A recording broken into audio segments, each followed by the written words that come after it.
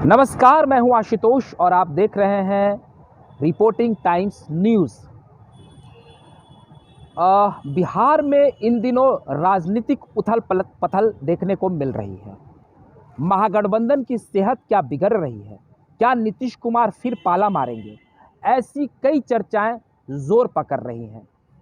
विगत एक हफ्ते के भीतर अगर हम देखें, इन एक हफ्ते का जो बयानबाजी हुआ है बिहार में राजनीतिक, उन बयानबाजियों की तरफ अगर हम नज़र दौड़ाएं तो उसमें एक बात निकलकर सामने आई है कि इन एक हफ्तों में बीजेपी ने जदयू पर कम अटैक किया है, वहीं जदयू ने भी बीजेपी पर कम अटैक किया।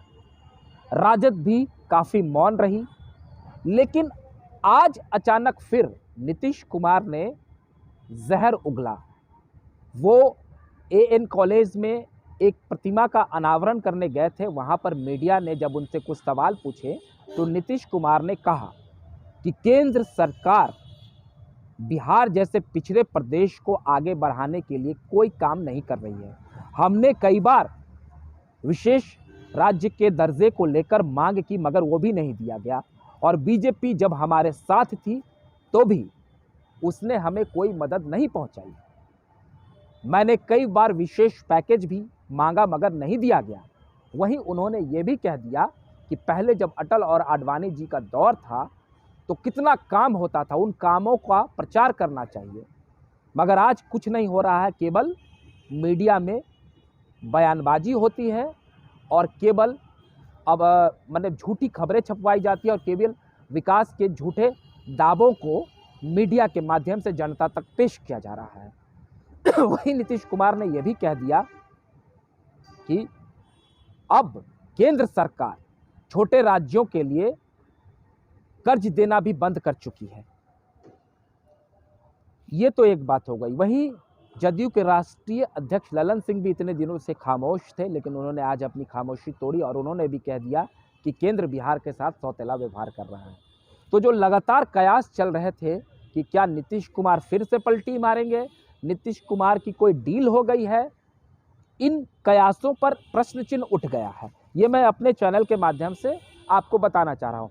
लेकिन वहीं दूसरी तरफ अगर हम इस सिक्के के दूसरे पहलू पर अगर गौर करें तो जैसे ही उपेंद्र कुशवाहा दिल्ली से पटना लौटे एक दिन पहले, वो रूटीन चेकअप के लिए दिल्ली गए थे, तो दिल्ली के 3 नेता उनसे मिलने पहुंच गए। तस्वीरें भी सोशल मीडिया पर वायरल हुई। जाहिर सी बात है कि इन तस्वीरों को जानबूझकर वायरल किया गया होगा कि उपेंद्र कुशवाहा की जदयू से माफ़ कीजिएगा बीजेपी से नज़दीकियाँ हो रही है। लेकिन वहीं पर मैं एक बात ये कहना चाहता हूँ कि क्या ये नज़दीकियाँ थी या संगठन के लेवल पर बीजेपी के ये नेता उपेंद्र कुशवाहा से बात करने आए थे, क्योंकि उपेंद्र कुशवाहा भी तो जदयू के संसदीय बोर्ड के अध्यक्ष हैं। चलिए, दूसरी बात हो गई। तो जैसे ही उपेंद्र कुशवाहा पटना लौटते हैं, वो ये आरोप लगाते हैं कि जदयू के, मुझे छोड़ दीजिए, जदयू के कई बड़े नेता जो बड़े पद पर हैं उनकी बीजेपी से नज़दीकियाँ और उनसे बात हो रही है। साथ ही प्रेस कॉन्फ्रेंस कर उन्होंने ये सवाल भी पूछा नीतीश कुमार से कि राजद के साथ क्या डील हुई थी वो बताया जाए, मुझे उसकी जानकारी नहीं है। तो क्या इन बातों को दूसरी दिशा में मोड़ने के लिए नीतीश कुमार ने आज इस तरह का बयान दिया कि विषय से विषयांतर किया जाए?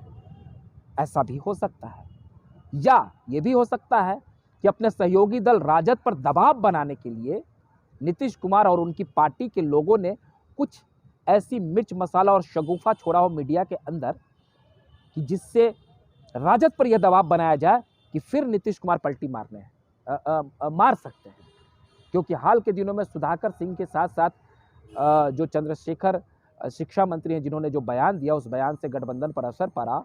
जाहिर सी बात है, हर जाति धर्म का वोट आपको चाहिए चुनाव में जीतने के लिए। तो जदयू ने अपनी ऐसी छवि बनाई है, नीतीश कुमार ने ऐसी छवि बनाई है कि भले ही वो हिंदुत्व के हार्डकोर एजेंडे पर न चलते हों, मगर वो सभी धर्म और संप्रदाय को लेकर चलना चाहते हैं, जीरो टॉलरेंस की नीति पर काम करते हैं। तो ऐसे में जो राजद की तरफ से कुछ नेता जो बयान दे रहे हैं और उन पर कार्रवाई भी नहीं की जा रही है, और तो और तेजस्वी प्रसाद यादव ने चंद्रशेखर के बयान का भी समर्थन किया और सुधाकर सिंह ने तो सारी मर्यादाएं तोड़ी। उनको भी कोई सज़ा नहीं दी गई है, 15 दिन का नोटिस दिया गया है और उनसे ये जवाब पूछा गया है कि आपने नीतीश कुमार माननीय मुख्यमंत्री के बारे में ऐसी बातें क्यों कही, तो क्या राजद किसी तरह की प्रेशर पॉलिटिक्स जो कर रही थी, नीतीश कुमार पर दबाव बनाना चाह रही थी, उन दबावों के काउंटर में नीतीश कुमार ने भी कुछ ऐसा शगुफा छोड़ दिया है जिससे तेजस्वी प्रसाद यादव की बोलती बंद हो गई है। वाकई पिछले एक हफ्ता की अगर हम एक सप्ताह की अगर रिपोर्ट को देखें तो इन एक सप्ताह में तेजस्वी प्रसाद यादव का कोई ऐसा बयान भी नहीं दिखा, उनके चेहरे पर भी शिकन दिख रही है। और पहले जहां नीतीश कुमार के साथ बड़े मंच पर वो भी फीता काटने जाते थे, आजकल नदारद दिखते हैं। और ऐसा लग रहा है कि राजद के कई नेताओं से जदयू की तलखी दिख रही है। रामचरितमानस पर जो बयान दिया था चंद्रशेखर ने, उसके बाद बीजेपी के कुछ नेताओं के साथ जदयू के प्रवक्ता नीरज कुमार रामचरितमानस का पाठ करने हनुमान मंदिर पहुंच गए थे और वहां पर बीजेपी के साथ वो खड़े हो गए और बीजेपी के साथ सुर में सुर मिला रहे थे। तो ये जो पूरा समीकरण हो रहा था, वही गुप्त सूचना ऐसी मिल रही है सूत्रों के हवाले से कि जदयू किसी बैकडोर से बीजेपी के साथ बात करी। हालांकि मुझे इन बातों में बहुत सच्चाई नजर नहीं आ रही है, क्योंकि नीतीश कुमार का भी एक राजनीतिक करियर लंबा रहा है, वो भी एक परिपक्व नेता है और वो प्रधानमंत्री की दावेदारी के लिए इतनी जल्दी हार नहीं मानेंगे। भले ही के राव ने उन्हें अपनी रैली में नहीं बुलाया तो क्या हो गया, नीतीश कुमार के पास अभी कई हथकंडे बाकी हैं। तेजस्वी प्रसाद यादव उनके साथ गठबंधन में है, अखिलेश यादव के घराने से उनकी रिश्तेदारी बहुत गहरी है, तो अखिलेश यादव भी एक बड़े नेता है, वो नीतीश कुमार का समर्थन कर सकते हैं। उधर हेमंत सोरेन भी नीतीश कुमार का समर्थन कर सकते हैं। तो कई 3-4 राज्यों के लोग हैं जो नीतीश कुमार के साथ हैं और अभी नीतीश कुमार भी अपनी राजनीति को लेकर कुछ राष्ट्रीय स्तर पर नई पारी तय कर सकते हैं, क्योंकि वो इतनी जल्दी हार नहीं मानने वाले नेता हैं। वहीं बीजेपी ने एक दूसरा प्लान भी रचा है बिहार के भीतर।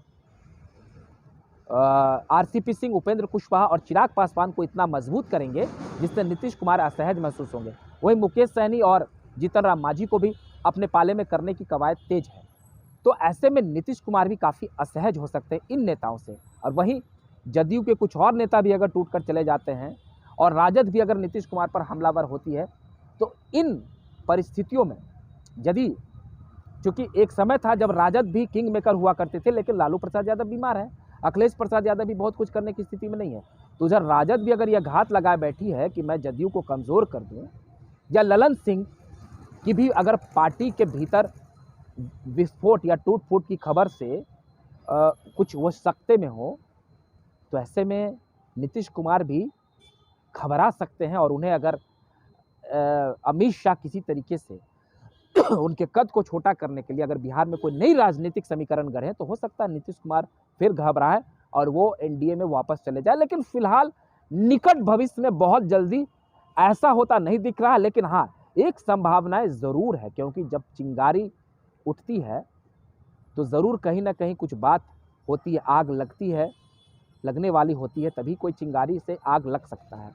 तो एक चिंगारी उठ रहा है कि नीतीश कुमार, लेकिन कुछ जो डील है, उस डील में जो नीतीश कुमार का डिमांड है और बीजेपी का जो डिमांड है, उस डिमांड पर सहमति नहीं बन रही है। ये कुछ बड़े राजनेता दबे जुबान से कई मीडिया कर्मियों को इस बात की जानकारी दी गई है, जो हमारे भी कई वरिष्ठ सहयोगी हैं जिनसे हमने बात की है। बिहार में बीजेपी अब अपना मुख्यमंत्री चाहती है, तो बात यहीं पर फंसी हुई है। बहरहाल इस पूरे मसले पर हम नज़र बनाए रखेंगे और देखेंगे कि नीतीश कुमार महागठबंधन के साथ आगे जाते हैं और राष्ट्रीय राजनीति को अग्रसर होते हैं या नहीं, या फिर वो वापस बीजेपी के साथ खड़े हो जाते हैं। अगर आपको हमारा ये वीडियो अच्छा लगा हो तो कृपया कर लाइक, सब्सक्राइब और शेयर करना ना भूलें। अगली बार हम फिर एक वीडियो के साथ आपके सामने हाजिर होंगे, तब तक के लिए आप हमें इजाज़त दीजिए। बहुत बहुत धन्यवाद।